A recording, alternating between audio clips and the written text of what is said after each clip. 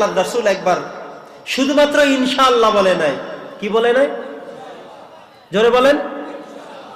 সূরাতুল কাহাফের মধ্যে আসছে, নবী করিম সাল্লাল্লাহু আলাইহি সাল্লামের কাছে একবার ইহুদিরা 3টা প্রশ্ন নিয়ে আসছিল।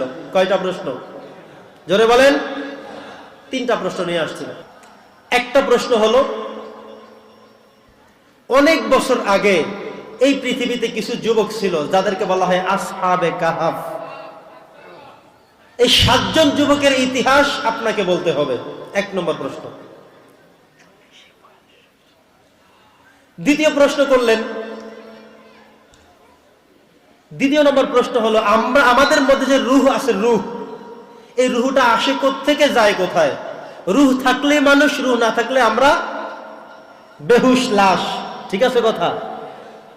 এই রূহের প্রশ্ন করা হলো। 3 নম্বর প্রশ্ন হলো, এমন একজন পয়গম্বর পৃথিবীতে আসছিলেন যিনি সারা পৃথিবী সফর করছেন, এমন শুধু আছিলেন একজন, আর কেউ না। এই 3টা প্রশ্ন জবাব দিতে হবে। শেষ প্রশ্ন করছিল, এমন একজন পয়গম্বর আসছেন, সারা পৃথিবীতে ভ্রমণ করছেন, তার নাম হলো যুলকারনাইন। এমন একজন বাদশা ছিলেন যিনি সারা পৃথিবী ভ্রমণ করছেন। এমন পাওয়ারফুল কোন লিডার, কোন ব্যক্তিকে আল্লাহ তাআলা পরবর্তীতে আর পাঠান নাই, কিয়ামত পর্যন্ত আর পাঠাবেনও না, এমন শুধু একজন। নাম কি? যুলকারনাইন। 2 নম্বর প্রশ্ন ছিল, রূহটা কি? আল্লাহ তাআলা রূহের উত্তর দিয়ে দিয়েছেন।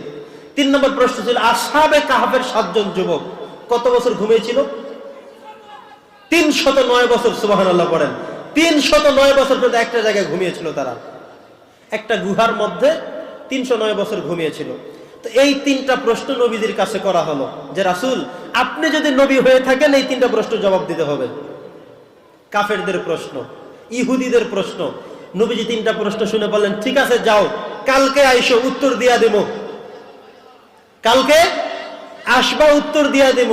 কারণ কি? তিনি চিন্তা করলেন যে আল্লাহ তাআলা তো আমাকে জানিয়ে দেবেন, আমি বলে দেব। কিন্তু পরের দিন ওরা আসছে, কিন্তু আল্লাহ তাআলা মেসেজও করে নাই, জবাবও দিতে পারে না। বললেন, আজকে তো পারবো না, কালকে এসো। ওরা কালকেও আসছে। আসার পরে নবীজি দেখলেন যে এখনো তো আল্লাহ তাআলা কোনো আয়াত পাঠায় নাই, বলবে কেমনে? এই 3টা খবর এখনো তিনি জানতে পারেন নাই। উনি চিন্তা করলেন যে আল্লাহ তাআলা কেন এখনো খবর পাঠায় না? শোনো, তোমরা কালকে এসো, আজকেও যাও।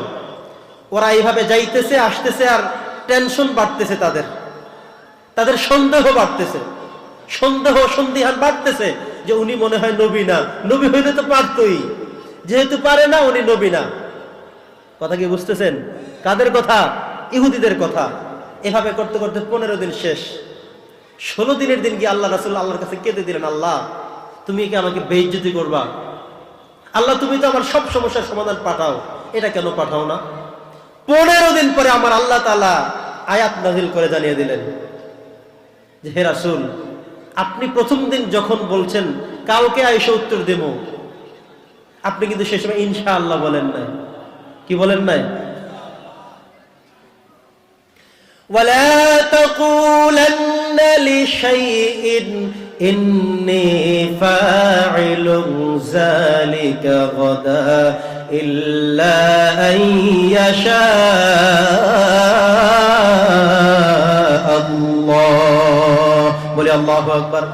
হে রাসূল, আপনি ইনশাআল্লাহ পড়েন নাই।